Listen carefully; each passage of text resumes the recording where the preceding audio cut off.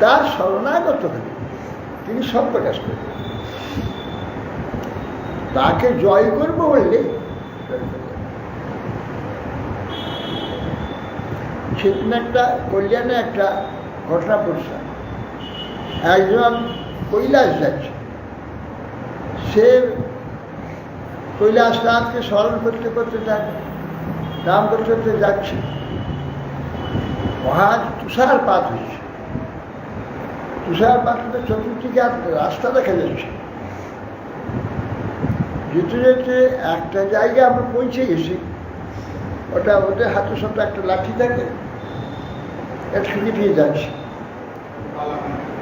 এক জায়গায় গিয়ে পৌঁছে তখন হঠাৎ একটা ছায়া মূর্তি করতে গিয়ে দৃষ্ট সংস্কৃতের দৃষ্ট বলে, সেই সময় আমি এটাকে ফুটিয়ে দিয়েছিল, সরলটা নিচে ভিতরে চলে যায়। মানে এত গভীর সেখানে পা দেওয়া মাত্র তলিয়ে যাবে, অথল করে তলিয়ে যাবে। বলে যাও, ফিরে যাও, ওই দিক দিয়ে যাও, ওখানে যাও, তোমার লোক আসছে, তাদের সঙ্গে যাবে, এই দিকে বলে অদৃশ্য।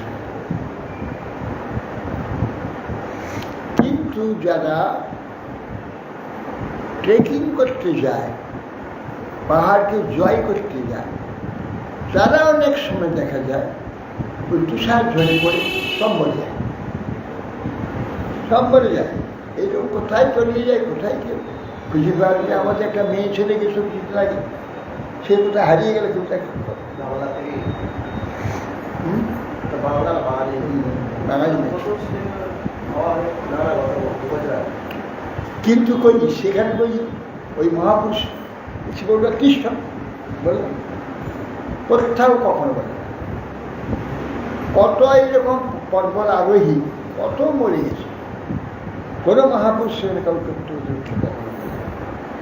দেখেছি। যেখানে ভুল হয়ে যাবে সেখানে পৌঁছে যাবে, রক্ষা করছে। যার তীর্থ যাবে, তীর্থ দর্শনের জন্য, ভগবত দর্শনের জন্য, ধাম দর্শন যাবে, তার রক্ষা। আমি যোগনূর্তি থেকে হাঁটতে হাঁটতে নেমেছি, কারণ আমি ঘোড়ায় যাচ্ছি না, এর আগে তো হেঁটে গেছি, এত বয়স হচ্ছে হাত পাচ্ছি না।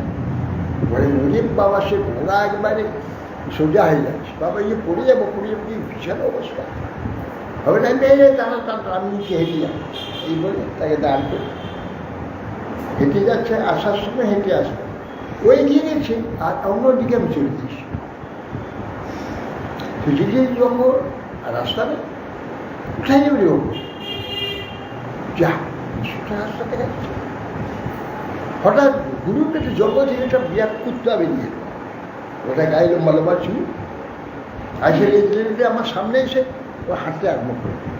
আমি যে ওখানে যাই, ওর পিছন থেকে ও ঠিক রাস্তায় এসে চলেছে, রাস্তা দেখিয়ে চলে। এইরকম যারা তীর্থে যায়, তাদের মহাপুরুষরা এসে বিপদে পড়লে কোনোভাবেই তাই রক্ষা করবে। পর্বত ট্রেকিংয়ে যারা যায়, কাউকে কোনোদিন কোনো মহাপুরুষ রক্ষা করে না, সব মরে। কেন? সেটা পর্বত জয় করতে পর্বত হচ্ছে দেবভূমি, এসে গেছে। পর্বত হচ্ছে দেবভূমি, হিমালয়, সর্বদা সেখানে দেবতা মহাপুরুষ সর্বদা রয়েছে। সেখানে ভক্তির জন্যে, সেবার জন্যে যারা যাবে, তারে যদি বিপদে পড়ে তো তার রক্ষা করবে। কিন্তু যারা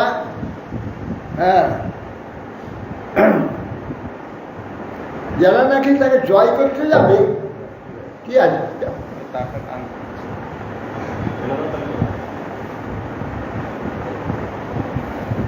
তাই জয় করতে যাবে, সব মরবে। ছেড়ে দাও তো ভাই, এসব মাঝখানে আপনি চোখ করে কথা। যারা জয় করতে যাবে তারা মরবে, সব হচ্ছে। কিন্তু কোন তীর্থযাত্রী যারা যায়, হেঁটে যায়, তার বিপদে পড়ে, বিপদে যায়, ঠিক থাকে কেউ এসে থাকে নিয়ে এ বহু বহু জায়গায় শোনা গেছে। কিন্তু পর্বত থেকেই প্রতি যারা তারা কেউ আছে না, সবাই তাদের কেউ মহাপুরুষকে না। অতএব আমি ভাগবতের শব্দকে জয় করে নেবো, বুঝিয়ে নেবো আমার বিদ্যাবুদ্ধির দ্বারা, ওখানে বুঝে যাবে না। রঘুনাথ সেই জন্য বলি যে আপনি কাজ করবেন, আসবেন যায় বাসন মাঝে ঘর ঝাড় দেয়, রান্না করে ওদের জিজ্ঞাসা করবেন, ওরা বলে দেবে। কেন শরণাগত হয়েছে যারা, সে বাহার করে শব্দ ব্রহ্ম, সে আপনি তার মধ্যে প্রকাশ। অনেকে বলে যে গীতা পাঠের গীতা শব্দ উচ্চারণ হয় না, অপরাধ হবে না তো? শ্রদ্ধাপূর্বক যদি পাঠ করো কোনো অপরাধ হবে। আর অনর্গল যদি নিয়মিতভাবে নিত্য পাঠ করো, শব্দ তোমাকে বুঝতে হবে না, আপনি শব্দ তোমাকে বুঝতে দেবে। আমি নিজে দেখেছি, প্রথম যখন মঠে আসি প্রতিদিন গীতা পাঠ করতাম। গীতা মানে গোটা গাইতে পাঠ করতাম, একবার প্রথম অধ্যায় থেকে 10টা পাঠ করতাম। উচ্চারণ ভালো হতো, যাই উচ্চারণ করতাম, করে পাঠ করতাম। তখন কিছু দিই না, কিছুদিন পরে পাঠ করতে করতে সরল হয়ে গেল, তখন যেন মনে হচ্ছে সব বুঝতে পেরেছি। তার যদি কোথায় কি বলছে যেন বুঝতে পারছি, প্রকাশ। আর এই তো চেতন বাণী, আমার চেতনের সঙ্গে যুক্ত যদি হয়, চেতন সব নেব। আর জ্বরের সঙ্গে যদি অনুভব হয়, আমি শুনে নেবো, আমি দেখে নেবো, আমি বুঝে নেবো, আমি আনন্দ পাবো, এগুলোকে ভোগ করতে যাচ্ছি।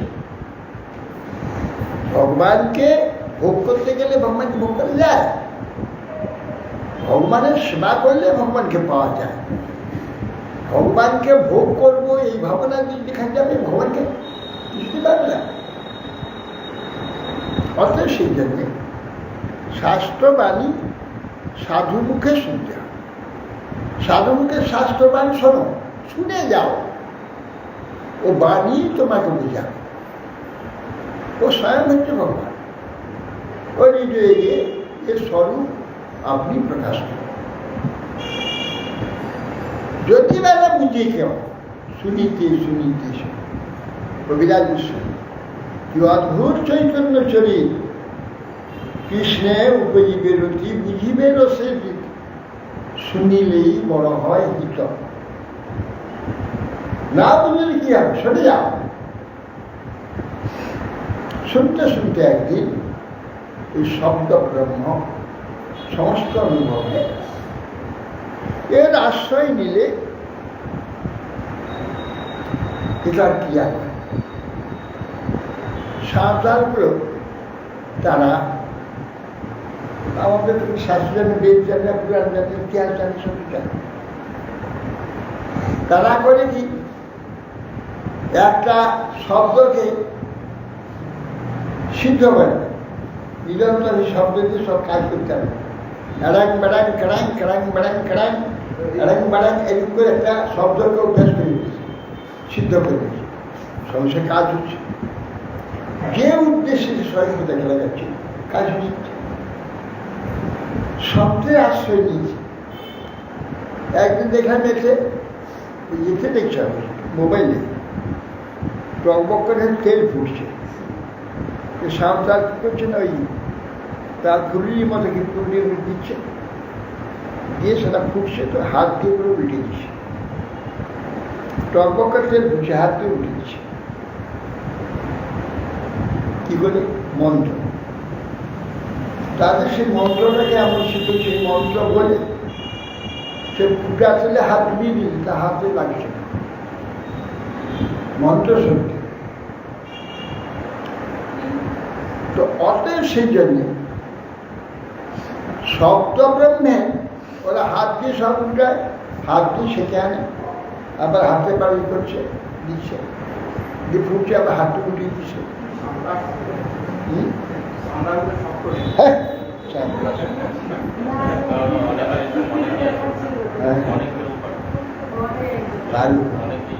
এর তার ইয়ে আছে, মন্ত্রশক্তি আছে,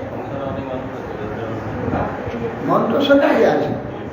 তার কাছে তাকে সে তার অনুগত হয়েছে, আশ্রয় নিয়েছে। আশ্রয় লইয়া হলে তাদের কৃষ্ণ নাই, যদি আশ্রয় নিলেই সে তার হয়ে যাবে। ওই আগুনই লাগবে, আগুন যদি আশ্রয় নিয়েছি, আগুনটাকে কৃপা করতে লাগবে। অতএব সেই জন্যে এই যে শ্রীমদ ভাগবত স্বয়ং শব্দকর্ম, শব্দ আমি বুঝি না বুঝি, শব্দটাকেই শ্রদ্ধা করি, শব্দ নিজেই প্রকাশ করি। অর্থাৎ জ্ঞান নিঃশ্রেয়সার্থায় পুরুষায় আত্মদর্শন যদা হু কর্মে তৎগ্রন্থি বিভেদম। হে মাধব, আত্মদর্শন যে জ্ঞান, এটা চেতন, আর চেতন শব্দ ছাড়া চেতনকে উদ্বোধন করতে আর কেউ পারবে না, জাগাতে পারবে না। সেই জন্যে বলছি এই যে জ্ঞান, পুরুষের যে অহংকার, সেটাকে নিষেধ করে দেয়, বিবর্তন করে দেয়, অহংকার আর থাকে না। ওই যে ওকেই পর্যন্ত নিঃশ্রেয়স বলে, নিঃশ্রেয়স, নিঃশেষে পরম কল্যাণ। শ্রী মানে ঐশ্বর্য, সৌন্দর্য, সম্পদ, শ্রী থেকে শ্রীমান সব কিছু, শ্রেয়, শ্রী সব কিছু, কল্যাণ। আত্মান্তই দুঃখ নিবৃত্তি নিমিত্ত হয়ে থাকে। এই যে আত্মদর্শনের জ্ঞান দুঃখ নিবৃত্তির জন্য হয়ে থাকে আপনার নিকট, সেইটি আমি বর্ণনা করি। অনাদিরাত্মা পুরুষ নির্গুণ প্রকৃতে পর প্রত্যগাত্মা প্রত্যগধাম স্বয়ং জ্যোতি বিশ্বং যেন সমন্বিতম। বলছেন যে অনাদির আত্মা পুরুষ নির্গুণ প্রকৃতি, যে আত্মাই পরমাত্মা, নিত্য পরমাত্মাই পরম পুরুষ, তিনি প্রকৃতি থেকে সম্পূর্ণ অসত্য, অতীত, তুমি প্রকৃতিটাকে স্পর্শ করতে পারে। প্রাকৃত কোনো গুণ তার মধ্যে নেই, যত আছে অপ্রাকৃত গুণ, চিন্ময়, স্বয়ং প্রকাশী, স্বয়ং জ্যোতি, প্রত্যগাত্মা, প্রত্যগাত্মা স্বয়ং জ্যোতি এবং সর্বধামপতি।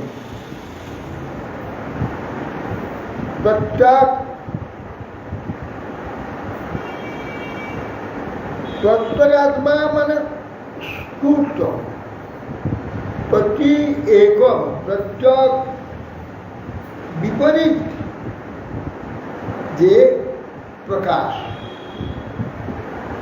জগৎ যেমন আমরা জগৎ জ্ঞান রূপে প্রকাশ, ওটা আত্মজ্ঞান রূপে প্রকাশ, প্রত্যক বিপরীত আত্মা, অন্তঃস্ফূর্তি প্রত্যক আত্মা।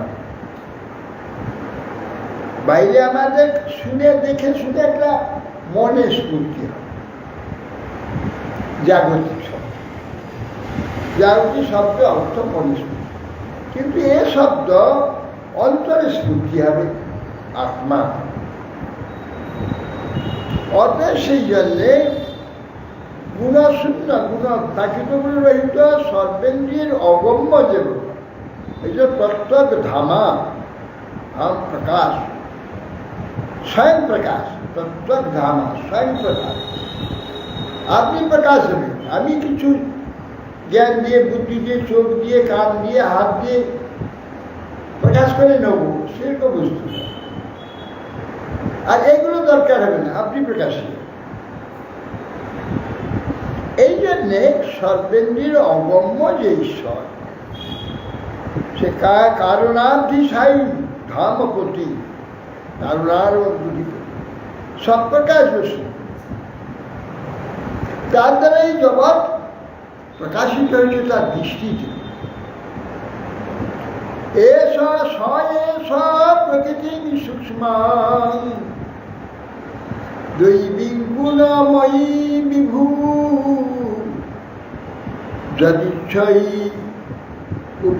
যদিচ্ছয়ী অপগততা উপগতাম পদ্মলীলয়া।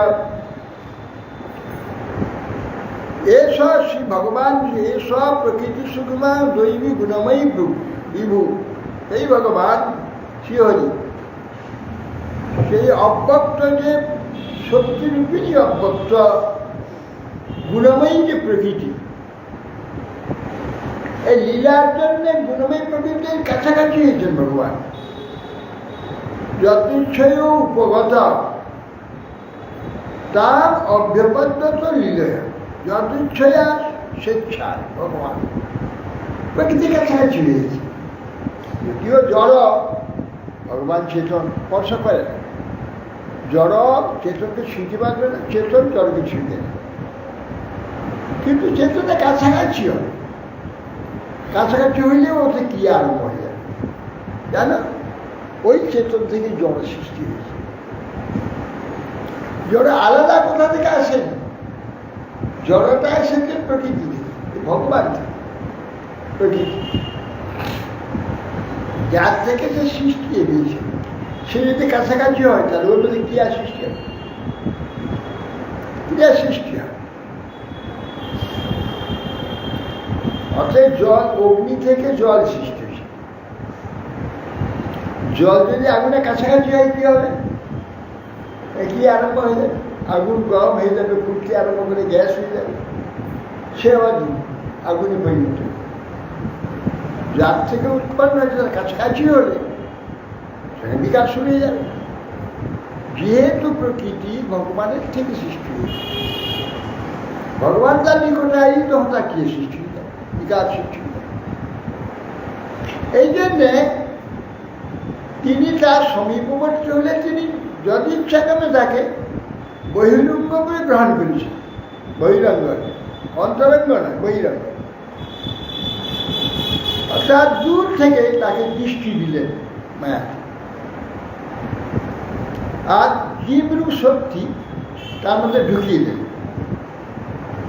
জীব সব চেতন, অনন্ত জীব তার মধ্যে ঢুকিয়ে যান। তখন সেই তখন বিকৃত হতে আরম্ভ করল, বিকার হবে, বিক্রি হতে শুরু হয়ে যাবে। চেতন একটা ভিতরে আছে, চেতন কাছাকাছি হয়ে যাবে, অচেতন তখন ক্রিয়া কি আরম্ভ হয়ে যাবে, ক্রিয়া আরম্ভ হয়ে যাবে, বিকৃত শুরু হবে।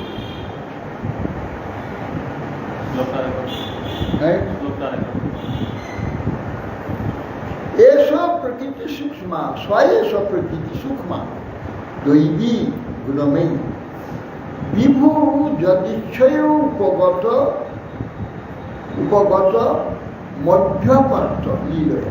যদিচ্ছয় ভগবান তার যদিচ্ছয়ে উপগত, তার নিকটে এসে উপস্থিত, কাছাকাছি। হ্যাঁ, অধ্যপদ্ধত লীলয়া, লীলা স্বেচ্ছাক্রমে কাছাকাছি হয়ে গেছে, কিছু করেনি, আসতেই ও কাজ শুরু হয়ে গেল। এই জন্যে তখন ও বিকৃত হয়ে, তখন অনন্ত ব্রহ্মাণ্ড হয়ে গেল। কি বিকৃত হয়ে প্রকৃতি হলো, প্রধান হলো, মহত্তত্ত্ব হলো, ত্রিগুণ হলো, ক্রমশ হয়ে যাচ্ছে। যা যা ব্যবস্থা করা আছে প্রকৃতিতে ভগবান দিয়ে রেখেছে। প্রকৃতিকে সৃষ্টি করার মধ্যে কি কি হবে তার ফর্মুলা প্রকৃতির মধ্যে করা আছে। একটা ক্রিয়া আরম্ভ হলে দ্বিতীয় ক্রিয়া শুরু হয়ে যাবে, দ্বিতীয় ক্রিয়া শুরু হলে তৃতীয় ক্রিয়া আরম্ভ হবে, তৃতীয় ক্রিয়া শুরু চতুর্থ ক্রিয়া বরবার হয়ে যাবে। করা আছে না ঈশ্বরের ইচ্ছা।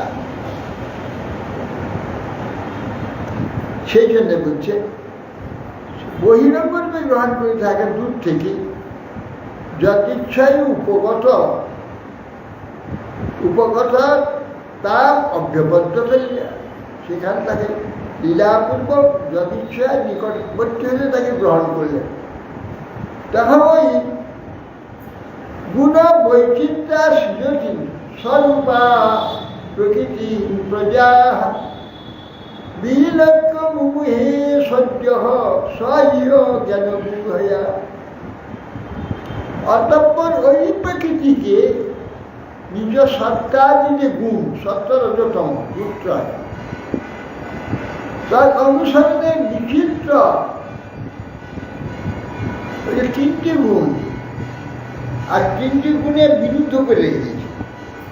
সত্যের বিরুদ্ধ রজ, রজের বিরুদ্ধ তম, তমের বিরুদ্ধ রজ, রজের বিরুদ্ধ সত্যের বিরুদ্ধে দিক যায়। আর বিরুদ্ধ হয়ে তাকে আকর্ষণ করবে, উভয়ের মধ্যে ক্রিয়া সৃষ্টি হবে, বিরুদ্ধ হওয়ার জন্য ক্রিয়া সৃষ্টি হবে। তখন কি হলো, তখন গুণবৈচিত্র্য সৃজতি স্বরূপা, তার রূপের অনুযায়ী তার জড় সৃষ্টি, জড় সৃষ্টি প্রকৃতি পূজা বিলোক মুহে শব্দ জ্ঞান বুঝা। অতএব সেই দেবমায়া প্রজার সৃষ্টি করতে প্রজার সৃষ্টি করে দর্শন করে জীবাখ্যানে পুরুষ তার জ্ঞানের অবলম্বন রূপ যে অজ্ঞান রূপ যে অবিদ্যার দ্বারা শীতের মুক্ত হয়ে গেল। যখন তার সংস্পর্শে যে এলো, এখানে তো ভগবান আছে সমষ্টি রূপ, আর ব্যষ্টির মধ্যে সে ব্যষ্টিও চেতন, সমষ্টিও চেতন। সমষ্টি আত্মা হচ্ছে পরমাত্মা, ব্যষ্টি আমরা আলাদা আলাদা দেখি। দুই আছে, দুই সম্পর্কে প্রকৃতি তখন আর ক্রিয়া সৃষ্টি করে দিল। সৃষ্টি করে কি হলো না, এই বিচিত্র জ্ঞানের আবরণ স্বরূপ জড় একটা সৃষ্টি, এমন চমৎকার একটা জড় সৃষ্টি হয়ে গেল। ওই যে চেতন ক্ষুদ্র জীবাত্মা, যে চেতনতা ও আবরণ হয়ে সেটা নিজেকে আর দেখতে পেল না। কিন্তু চেতন তার চেতনাকে জড়ভাবের দ্বারা আচ্ছন্ন করলো, যেভাবে আচ্ছন্ন আছে নিজেকে আর দেখতে পেল না। আমরা যেমন আর কেউ দেখতে পাচ্ছি না, আমরা দেখছি জগৎ, শরীর, সংসার, পুত্র কন্যা, বিষয় সম্পদ, ভোগ সম্পদ, এগুলো দেখছি সব। তখন সে অতি ক্ষুদ্র হওয়ার জন্যে তাকে প্রকৃতি এমনভাবে ঢাকিয়ে দিল, সে তখন নিজেকে দেখতে হবে ওকেই দেখছে, ওকে দেখছে না, ওকেই মনে করছে আমি, ওইটাই আমি হয়ে যাব, আমার সব কিছু হয়ে যাবে।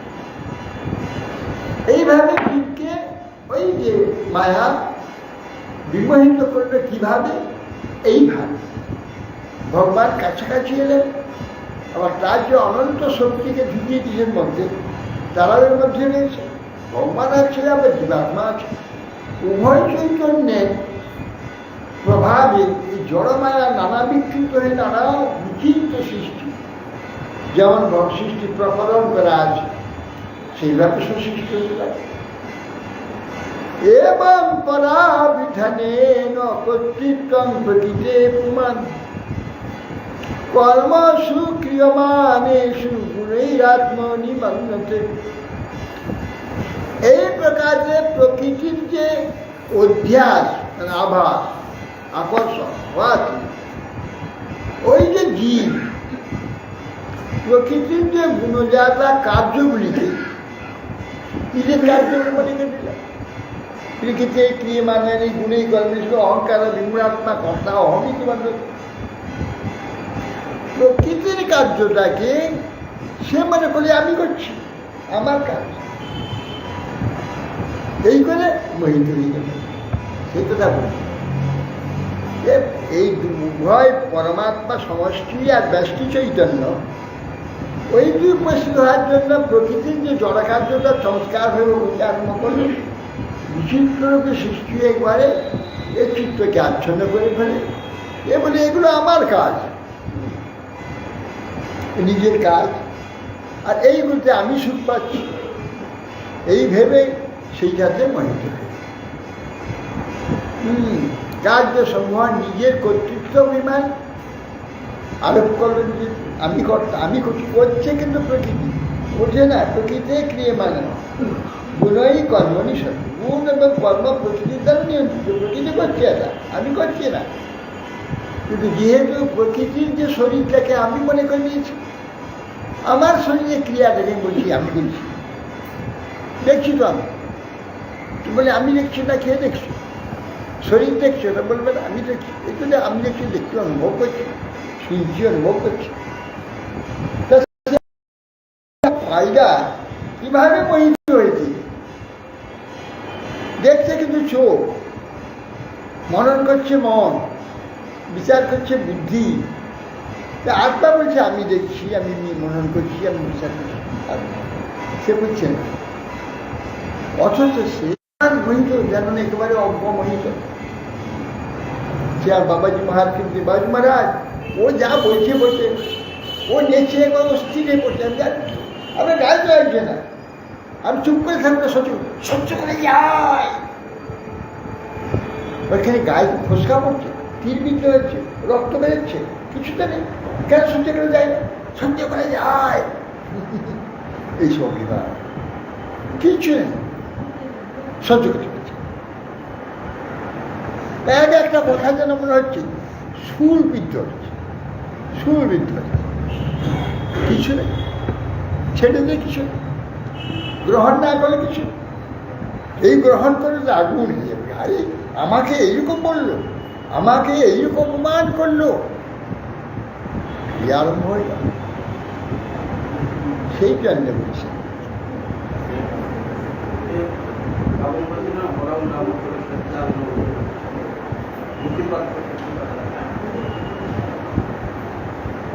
এগুলো সমস্ত অভিমান, শুধু আর কিচ্ছু নেই, কোনো কার্য নেই, শুধু অভিমান।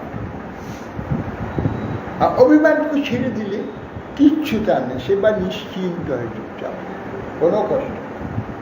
অভিমানই সমস্ত কিছু। অতএব সেই জন্য বলছে তদস্য সংস্কৃতি বন্ধন।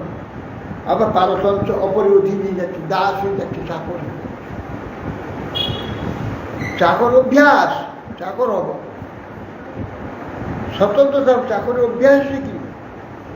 হ্যাঁ, চাকর হওয়ার অভ্যাস। বাড়ির বড় ব্যবসা আছে, বড় চাষ আছে, বড় সমস্ত কিছু আছে, না আমি চাকরি করব। সম্পদের অভাব নেই, প্রচুর টাকা, প্রতিদিন প্রচুর বিক্রি হচ্ছে, প্রচুর তার দোকানের আয়, সম্পত্তির আয় আছে, ধান চালের কোনো অভাব নেই, সে জন্য আমি চাকরি করি। আমার স্বতন্ত্র এইগুলো আমার ভালো, আমি গোলামি করব। গোলামি করার এমন অভ্যাস হয়ে গেছে, স্বতন্ত্র হবে সে তাকে, তার স্বাধীনতাটাকে সে নিতে চায় না। তার নিজের ব্যবসা আছে, নিজের সম্পদ আছে, প্রচুর উপার্জন আছে, সবাই না চাকরি করব। কেন? আমি এই স্বাধীনতা আমার দরকার, আমি করা দিই, আমি গোলাম হব, দাস। আমাদের এই অবস্থা। আমার যে স্বাধীনতা আছে সেটাকে ছেড়ে দিই, ওই মায়া পরাধীনতা হবে, এইগুলো ভোগ করবো। আচ্ছা, আমি কিছু ভোগ করছি না, ভোগ করছে ওই ইন্দ্রিয়গুলো, শরীরগুলো, মন, এইগুলো ভোগ করছে, আমি কিছু ভোগ করতে পারছি না। আবার অভিমান করে ভোগ করছি, আমি ভোগ করছি না। অভিমান দেহে, অভিমান দেহ খাচ্ছে, দেহ বাড়ছে, দেহ কমছে, দেহ ফুলছে, দেহ সুখ করছে, সব কিছু দেহ হচ্ছে, আমি আরোপ করছি, আমি করছি। এইগুলো পারতন্ত্র তত্ত্বিতম, সেই মায়ার দ্বারা সংস্কৃতি বন্ধন, পারতন্ত্র, অপরে অধীন, অপরে দাস হয়েছে। হ্যাঁ, মায়ার দাস, ধনের দাস, পুত্রের দাস, কন্যার দাস, স্ত্রীর দাস, পতির দাস, সবের দাস, সবাইকে দাস করে দিয়েছে, এইখানে দাস হয়েছে। কিন্তু ভগবানের দাস হলে শৃঙ্খল নেই, এই দাসত্বের কিছু শৃঙ্খল। ভগবানের দাসত্ব বলে মুক্ত, মুক্তই থাকবে, তার কি আর বন্ধন নেই, মুক্ত একদম। বন্ধন কি হবে? আমি যদি এই গ্রামের 5 জনের সঙ্গে সমান হয়ে যাই, 5 জনের সুখে সুখ, 5 জনের দুঃখে দুঃখ, তাহলে আমার স্বতন্ত্র করে দুঃখ কিছু থাকবে না, এক হয়ে যাবে। আর যদি আমি স্বতন্ত্র হই, আমার এইগুলোই, আমার এইটা, তাহলে আমি দুঃখী পাবো, দুঃখ পাবো, আমার অভাব আছে, ওদের অভাবে খুব সম্পদ আছে, ওরা সুখে আছে, আমি দুঃখে আছি। সবটা যদি আমার হয়ে যায়, গ্রামটা গোটা আমার, যেখানে সম্পদ আছে, খাদ্য আছে, যা থাকবার সব কিছু সকলে যদি হয়ে যায়, দেখালো আর তার সাথে তার স্বাধীন হয়ে যায়, সব সুখী থাকবে। যখন পরাধীন হচ্ছে নিজে স্বতন্ত্র একটা হলো, তখন দুঃখ সুখ অশান্তি সবাই সবাই যখন হয়ে যাবে তখন সেই ব্যাপক হয়ে যাবে। ওইটা বলি অবিচ্ছিন্ন অবিচ্ছিন্ন অবস্থা, যে আত্মাকে আত্মা ওখানে ভগৎ প্রাপ্তি অবিচ্ছিন্ন স্বাধীন হয়ে যাবে। ক্ষুদ্র পরাধীনতা নেই, এই বিশালের সঙ্গে মিলে গিয়েছে, যে বিশালের যাবতীয় সম্পত্তি তার হয়ে গেছে, তার ক্ষুদ্রত্ব অংশত্ব পরিচ্ছিন্নত্ব নেই।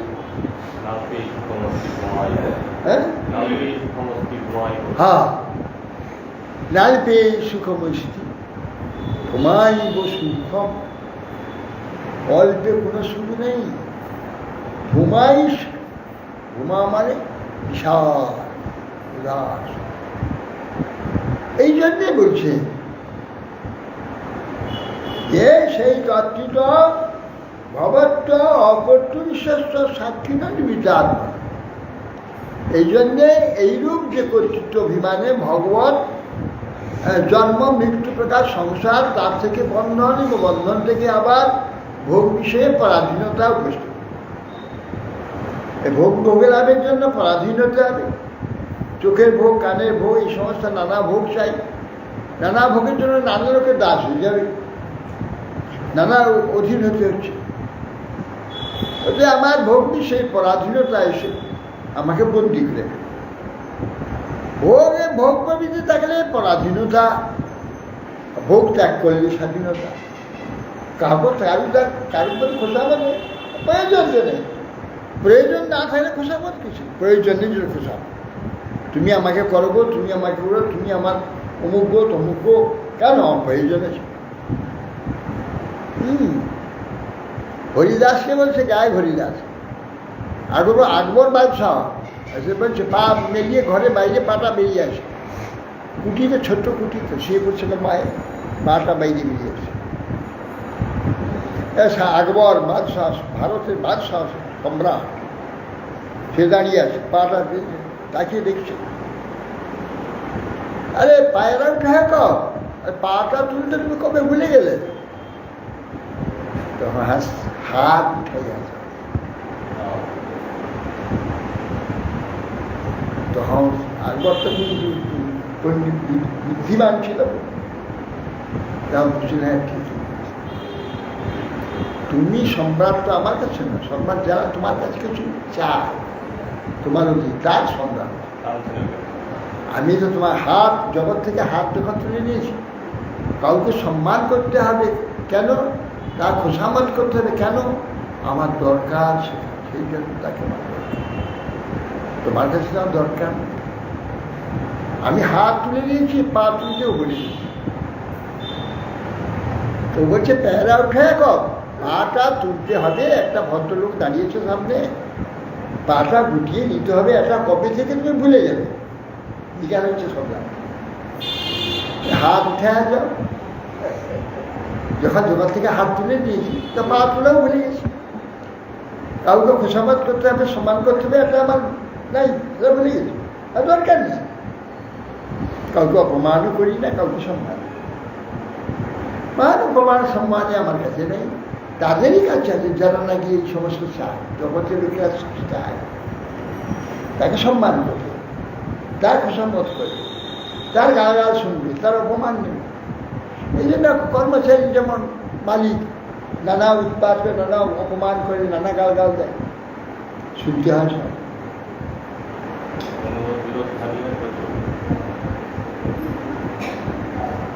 কার্য কারণ কর্তৃত্বে, কার্য কারণ কর্তৃত্বে, কারণ প্রকৃতি বিদু ভৌতিকটি সুখ দুঃখানাং পুরুষং প্রকৃতি পরম।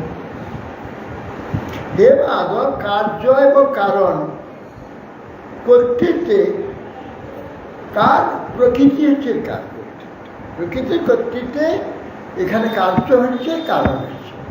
কারণ যেমন ভূমি মাটিটা কারণ, আবার কার্য প্রকৃতির দ্বারা হচ্ছে জল, বাতাস, আকাশ, বৃষ্টি হচ্ছে, রোদ হচ্ছে, বাতাস হয়েছে, আর প্রকৃতি অঙ্কুর হচ্ছে, গাছ হচ্ছে, ফল হচ্ছে, ফুল হচ্ছে। এটা কারণ কার্য কারণ হচ্ছে প্রকৃতি। প্রকৃতি কারণ, মাটিটা তার কারণ, ফল ফুল গাছ হয়ে হচ্ছে কার্য। এর মূলকে প্রকৃতি এর হচ্ছে মূল। কার্য কারণ কর্তৃত্বে কারণ প্রকৃতি বিধি। কার্য কারণ দুটোই, কাজ কর্তৃত্বটা প্রকৃতি, প্রকৃতির কর্তৃত্বে এই কার্য এবং কারণ কার্যে পরিণত হচ্ছে। প্রকৃতির কর্তৃত্বে এই যে কারণ মাটি, এ কার্যে পরিণত হয়ে গাছপালা, ফল, বিহি, ধান, চাল ইত্যাদি সব। কার্য কারণ কর্তৃত্বে কারণ প্রকৃতির বুধু, প্রকৃতি হচ্ছে কারণ। বিদু জানবে কারণ হচ্ছে প্রকৃতি। ভক্তিতে সুখ দুঃখানাম পুরুষ প্রকৃতি পরম। প্রকৃতির অধীনে পুরুষ, সে কেন দুঃখ পাচ্ছে?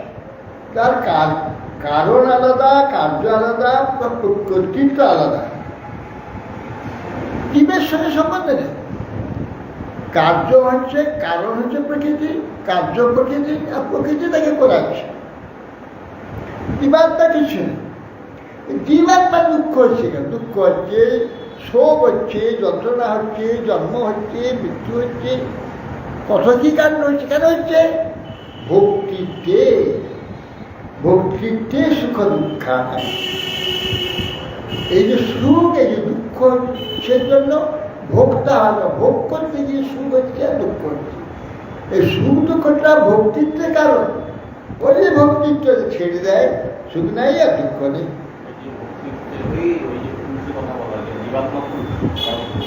হ্যাঁ, পুরুষ পুরুষকে জীবাত্মাকে পুরুষ, জীবাত্মাকে পুরুষ।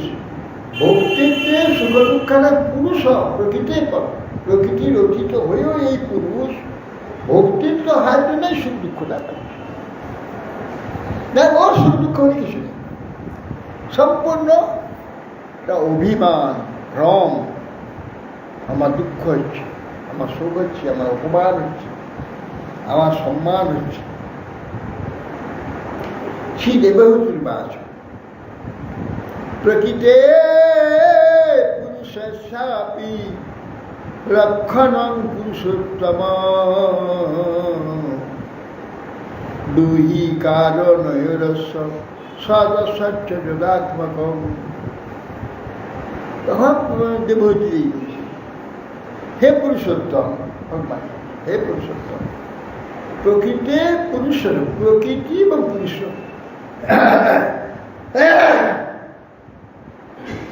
লক্ষণ, প্রকৃতি পুরুষের লক্ষণ। কি কার্য কারণ যচ্চ সদাত্ম, সদ অসদাত্মক যে কার্য কারণ। প্রকৃতি পুরুষ এর যে কার্য আছে, কারণ আদি বিষয়ে যে কৃপাপূর্ব আমাকে বলবে এ পুরুষোত্তম, এই যে প্রকৃতি পুরুষের কথা বলে, হে পুরুষ, বর্তমানে আমি জানতে চাচ্ছি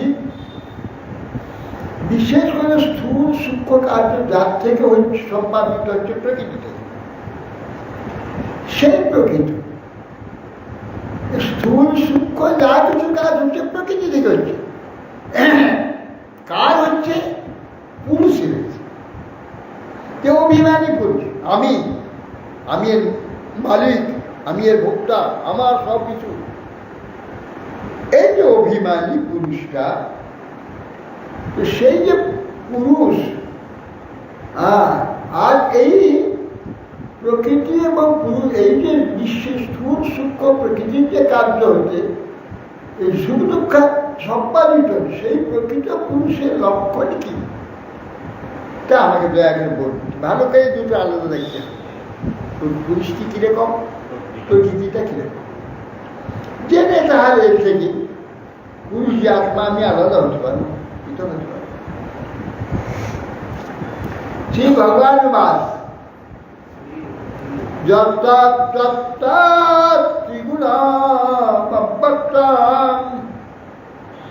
আগে যে এই কথাগুলো বললাম, আগে যে কথা বলছেন, এই সব কথাগুলো সব বুঝতে পারবে না, যে লেখাপড়া জানে না, কম বুদ্ধি, তারা নিবে না, সবটা অর্থ বুঝতে পারবে না। কিন্তু শুনলেই শ্রদ্ধাপূর্বক সব বুঝতে পারে। এই জন্য বুঝতে পারছি না, অন্যমনস্ক হবে না। এই বুঝতে পারছে বুঝতে পারছে না কি বলছে বাবা, বুঝি না বাবা। তুই আমাদের সব মহারাজরা এসেছেন, হরিসভা স্কুলের সামনে যাও, সেখানে প্যান্ডেল হয়েছে, ওইখানে হরিকথা। তো মহারাজের সমস্ত এই তত্ত্ব শাস্ত্র কথা আমি সব হরিকথা বলছি। এই শ্যামসাহেব কলেজের কিছু ছেলে, কলেজের ছেলে অনেক বয়সে দাঁড়িয়ে শুনছে, কি বলছে এরা কিছু বোঝা যাচ্ছে না। ওর হাই মেথডের কথা সব বলছে, কিছুই কথা বলছে। কলেজে যারা বিয়ে পড়ছে, আইএ পড়ছে, বিয়ে পড়ে, সেই সব ছেলেরা বলছে কি সব বলছে যে বুঝাই যাচ্ছে না। কোন হাই মেথডের কথা সব বলছে, আমাদের মাথায় ঢুকছে না। তারা মূর্খের কথা, মূর্খ তো বুঝে। সে কলেজে পড়ে, কলেজের ছাত্ররা তারা তাকে সুবিধার বলছে, কি বলছে এরা বুঝে যাচ্ছে না, কোথার কোন হাই মেথডের কথা বলছে, আমাদের ধারণাই আসছে বুঝবে না। আমাদের জড় বোঝার অভ্যাস, চেতন বোঝার অভ্যাস নেই। জড় কথা, ডাল চালের কথা, ঘর বাড়ির কথা, ঝগড়া ঝাঁটির কথা আমি ভালো করে বুঝবো, খুব অসৎ। কিন্তু আত্মা পরমাত্মার কথা, পরলোকের কথা, চেতনের কথা আমি বুঝতে পারবো না। সেই জন্য বলছে যে আমি মেয়ে ছেলে বাবা, ভালো পুরুষ কি কাকে বলছে, প্রকৃতির প্রকৃতির স্বরূপকে পুরুষের স্বরূপ, এটা ভালো করে একটু বুঝিয়ে দেয়। যত্রা ত্রিগুণ অব্যক্তং নিত্য শ্রী ভগবান বাস, ভগবান যত্রা ত্রিগুণ অব্যক্তং নিত্য সদাত্মকং প্রধানং প্রকৃতি প্রাহু বিশেষণ বিশেষবাদ। কপিলদেব বলছেন যে যারা সত্যাদি গুণ ত্রয়ের সাম্যাবস্থা, সত্য রজ তম এই তিনটা গুণ আলাদা হয়ে গেছে, ওইটা কখন এক হয়ে যাবে? প্রলয়ের কারণ ত্রয়ের অবস্থিত থাকে বলে নিত্যতাই পরিগণ অনভিভক্ত অব্যক্ত বলে থাকে। যত ত্রিগুণ অব্যক্ত নিত্য, এই যে ত্রিগুণ সত্যরজতম যেটা নাকি প্রকাশ হয়েছে, সেটা অব্যক্ত ছিল, একাকার হয়ে গিয়েছিল, পৃথকের তিনটে গুণী। সেটা সৎ অসদাত্মকম, সতের ন্যায় দেখা যায় কিন্তু অসৎ। হ্যাঁ, সতের ন্যায় কার্য দেখা যায়, যেহেতু আত্মা পরমাত্মা থাকার জন্যে সতের ন্যায় কাজ দেখা যায়। সদাত্মক সৎ অসদাত্মকম প্রধানম প্রকৃতি, তার প্রকৃতি প্রধান হয়েছে, সেইটা ত্রিগুণ প্রকৃতি, তারপরে হচ্ছে মহত্তত্ব, তার প্রধান, তারপরে পরপায় এক। সেইটা প্রথমে ত্রিগুণাত্মক যে সদস্যতাত্মক, এইটা নিত্য, কি না একটা কারণ এটা আছে, এটা নিত্য থাকবে। কারণ এটা বেশি বেরিয়ে আসে হয়ে সেই শক্তিটি প্রকৃতি হয়, প্রকৃতি থেকে মহত্তত্ব প্রধান ইত্যাদি পরপর। এই জন্যে তাকে পণ্ডিতগণ কারণ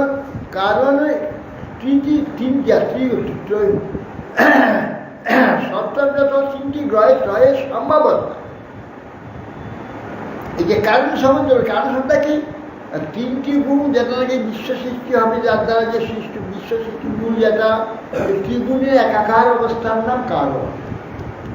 কারণ সমুদ্র নেই, ত্রিগুণের সমাবস্থা, এটা কারণ।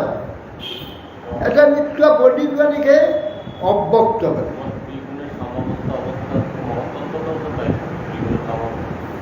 মহত্ব তো পরে তো হবে, তারপরে ত্রিগুণ হবে, তার সাম্যাবস্থা যে কারণ, তার সাম্যাবস্থা কারণ, মানে যে কারণ সমুদ্র যেখানে ভগবান ব্যপ্ত হয়ে আছেন, সেখান থেকে ওইখানে ছাড়বে, সব চলে আসবে ওখান থেকে। সে যে কারণ, কার্যকারণের যে ত্রিগুণ, যে এই ত্রিগুণটা যখন ধ্বংস হয়ে গেল, প্রথমে বিশ্বধ্বংস হয়ে গেল, ত্রিগুণ রয়ে গেল। ত্রিগুণটা যখন ধ্বংস হয়ে গেল তখন মহত্তত্ব হয়ে গেল। মহত্তত্ব যখন ধ্বংস হয়ে গেল তো প্রধান হয়ে গেল। প্রধানটা যখন প্রকৃতি, প্রকৃতিটা কারণ ছিল। কারণটা এসেছে, স্বভাবটা এসেছে কারণ থেকে। সে কে স্বভাবটা পাঠালো? কারণের যে স্বভাবটা, সে স্বভাবটা পাঠালো কে? কারণ সাই মহাবিষ্ণু। তিনি ওইখান থেকে ওইটাকে পাঠিয়ে দিল, শক্তিটাকে। তার যে শক্তিটা বেরিয়ে সে মহামায়া হলো। মহামায়ে তখন প্রকৃতি হলো।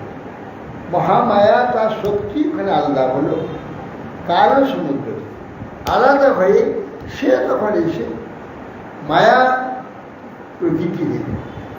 প্রকৃতি তখন থেকে প্রধানটা মহত্তত্ত্ব। মহত্তত্ত্ব তিন ভাগ, এই সৃষ্টি।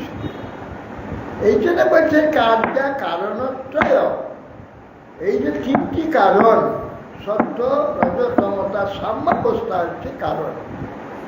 কারণে অবস্থা থেকে সেটা থাকে বলে তাকে নিত্য বলা, সে নিত্য। কারণটা তখন নষ্ট হবে, কারণ থাকে। বিশ্ব ব্রহ্মাণ্ড সব নাশ হয়ে যাবে, কারণ নাশ হবে, কারণ থাকে। নিত্য পণ্ডিত